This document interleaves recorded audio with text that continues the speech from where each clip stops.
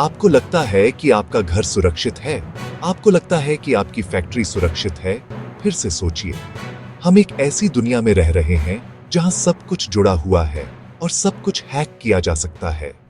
आपका smart thermostat, आपके बच्चे का खिलौना, यहां तक कि वह दरवाजा भी जो आपके परिवार को सुरक्षित रखता है। आज हम सिर्फ सॉफ्टवेयर बग्स या फिशिंग ईमेल के बारे में बात नहीं कर रहे हैं। हम फिजिकल हो रहे हैं। हम इंटरनेट ऑफ थिंग्स, IoT, सुरक्षा, ऑपरेशनल टेक्नोलॉजी, OT के बारे में बात कर रहे हैं। और यह कि अगला बड़ा साइबर हमला आपके लैपटॉप से नहीं, बल्कि आपके स्मार्ट कॉफी मेकर के जरिए क्यों हो सकता है। और मैं आपको दिखाने जा रहा हूं कि यह कितना आसान हो सकता है। तो यह रहा एक आम स्मार्ट लॉक। लाखों लोग इनका इस्तेमाल करते हैं, यह सोचकर कि वे सुरक्षित हैं। ये आपके फोन से ब्लूटूथ, वाईफाई, कभी-कभी तो NFC के जरिए भी जुड़ते हैं। सुविधाजनक है ना? लेकिन सुविधा की कीमत अक्सर सुरक्षा से चुकानी पड़ती है। आमतौर पर आप ऐप का इस्तेमाल करते हैं, एक बटन दबाते हैं और क्लिक, ये खुल जाता है। लेकिन क्या होगा अगर मैं आपसे कहूं कि कुछ बुनियादी उपकरणों और थोड़ी सी जानकारी से हम इसे बाईपास कर सकते हैं?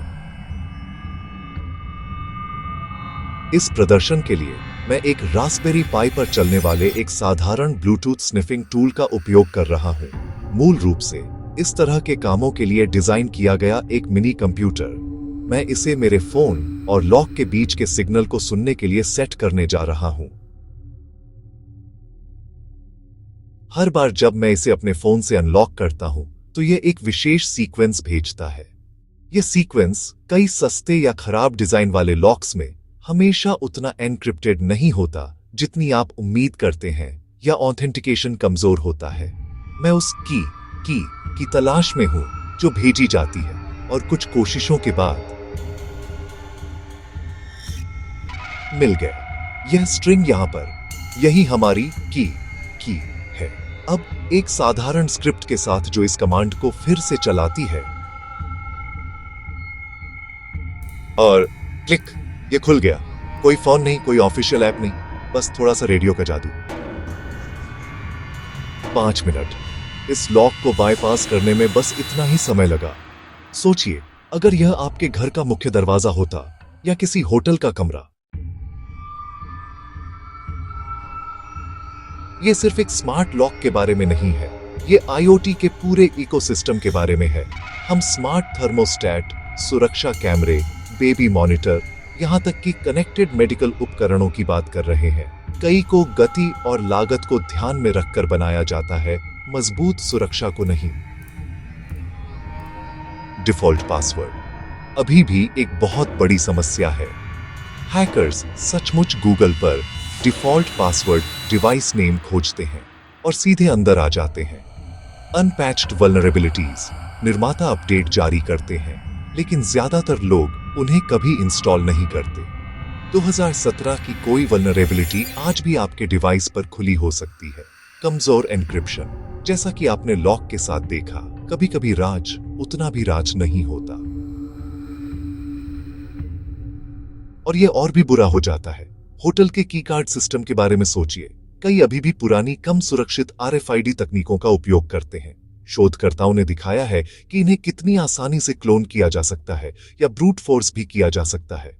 कल्पना कीजिए कि आप एक होटल में चेक इन करते हैं और कोई और बाद में आपके कमरे में बस इसलिए घुस सकता है क्योंकि उसने आपके कीकार्ड के सिग्नल को स्निफ कर लिया, या इससे भी बदतर, एक मास्टर की सिस्टम से छेड़छाड़ हो जाए।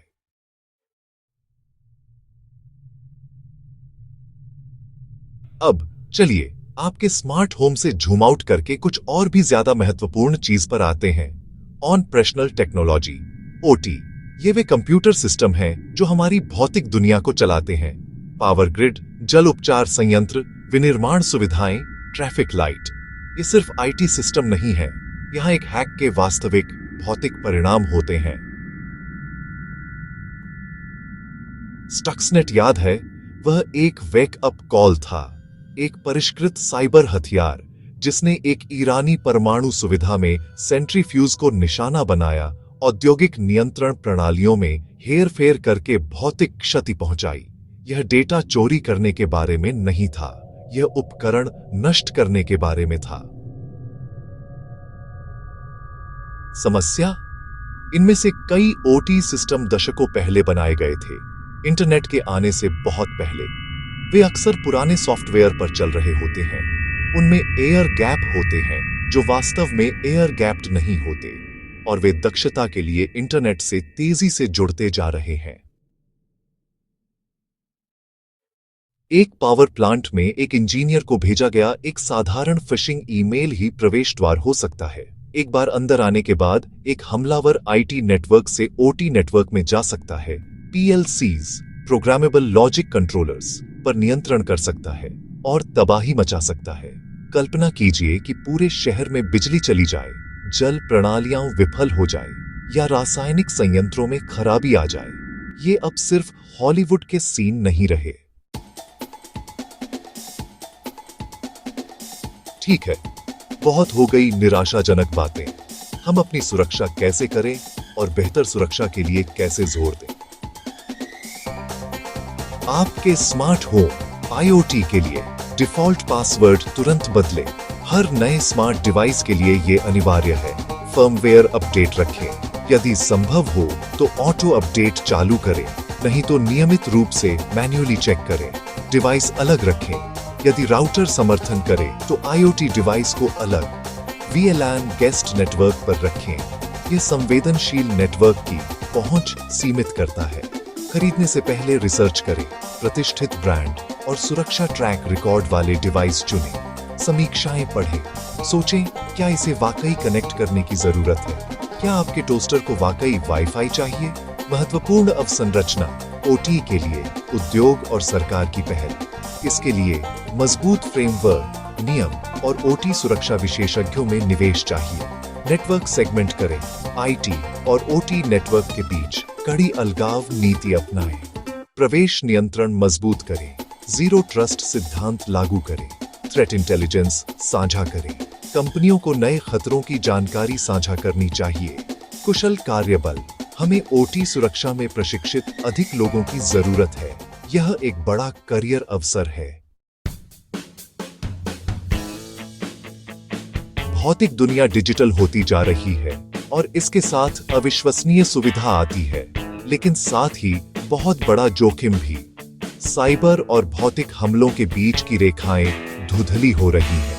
यह अब सिर्फ आपके डेटा की सुरक्षा के बारे में नहीं है, यह हमारे जीवन के तरीके की सुरक्षा के बारे में है। सतर्क रहें, निर्माताओं से बेहतर सुरक्षा की मांग करें और याद रखें, सबसे अच्छी सुरक्षा जागरूकता से शुरू होती है। हैक होने के मामले में कौन सा फिजिकल डिवाइस आपको सबसे ज्यादा डराता है? मुझे नीचे कमेंट्स में बताएं। अगर आपको यह वीडियो ज्ञानवर्धक लगा तो उसे लाइक करना न भूलें और अधिक साइबर सुरक्षा कंटेंट के लिए सब्सक्राइब करें और उस नोटिफिकेशन बेल को दबाएं ताकि आप हमारी अगली डीप डाइव को मिस न करें। देखने के लिए धन्यवाद और सुरक्षित रहें।